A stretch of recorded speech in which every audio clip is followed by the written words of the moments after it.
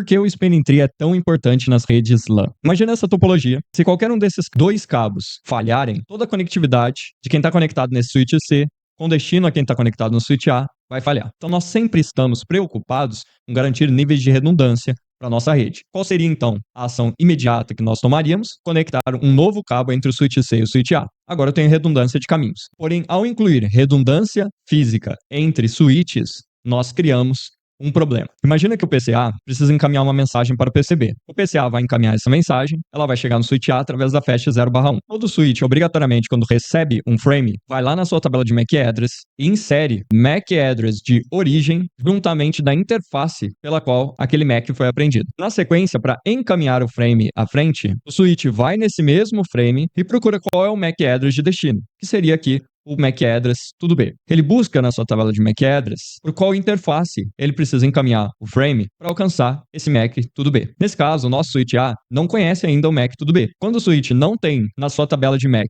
o MAC address de destino, ele faz o chamado flooding, que é o encaminhamento desse frame para todas as portas que pertencem à mesma VLAN que o MAC address de origem. Então, nesse exemplo bem básico, imagine que essas conexões entre os switches estão configuradas em modo trunk, com a VLAN 1 permitida, e a interface fast 0/1 também pertence à VLAN 1. Sendo assim, o switch iria encaminhar esse frame para ambas as interfaces fast 0/2, fast 0/3. O comportamento nos outros switches é o mesmo. O switch B vai aprender o MAC de origem, vai colocar na sua tabela, vai buscar na sua tabela como ele consegue alcançar o MAC address tudo B. Neste momento, ele não tem essa informação ainda na sua tabela de MAC address, e ele vai fazer também o flooding para todas as portas que possuem a VLAN 1 ativa, com exceção da porta que o frame foi recebido. O switch C teria, então, nesse exemplo, recebido duas cópias desse mesmo frame. Uma que foi propagada originalmente do switch A e uma que foi propagada aqui pelo switch B. O switch C tem o mesmo comportamento. Vamos imaginar que o primeiro frame recebido foi o através da fast 0/8. Então ele vai colocar o MAC address tudo A na sua tabela de MAC,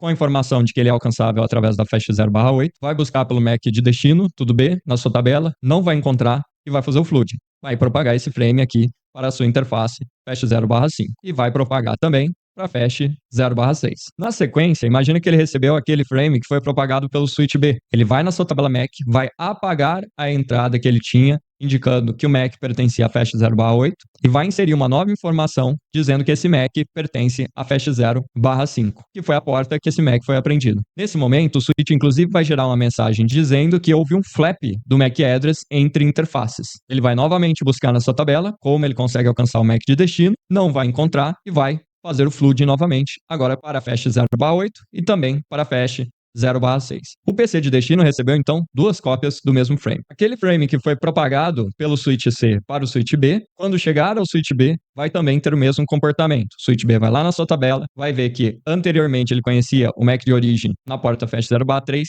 vai remover essa informação e vai incluir uma informação atualizada de que ele aprendeu esse MAC pela fast 0/4. Vai gerar o log de flap e vai fazer o flooding propagando esse frame ao switch A. O switch A também gera um log de flap, faz a atualização na sua tabela de MAC address e faz novamente o flooding. Para encaminhamento de um frame, o switch sempre olha para a sua tabela de MAC address e busca por qual porta ele consegue alcançar aquele MAC. Com essas atualizações que ocorreram nesse exemplo rápido, agora o switch A imagina que para alcançar o MAC do PCA, ele precisa encaminhar o frame pela fast 0/7. E com isso, a rede para o PCA para na hora. Porque agora o switch, quando receber uma mensagem em direção ao PCA, ele não vai encaminhar pela fast 0/1, que é onde o PCA está. Porque na sua tabela de MAC, a informação é que esse MAC está na fast 0/7, uma informação totalmente incorreta. O switch C, imagina que o MAC tudo A está na porta fast 0/5. O switch B, imagina que está na porta fast 0/4. E aqui eu criei um looping de layer 2. Nós fizemos um exemplo rápido de uma passagem de um frame que acabou gerando diversas cópias desse mesmo frame, trafegando aqui na rede, sendo inclusive encaminhados lá para o PC de destino. Só que na prática, quando esse looping é fechado, em um segundo, são milhares e milhares de frames que são copiados e criados aqui dentro